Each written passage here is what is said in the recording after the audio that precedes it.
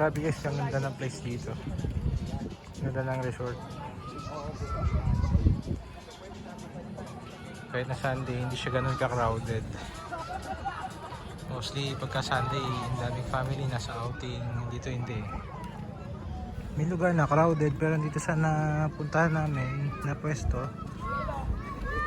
yung Balay Agos, hindi eh.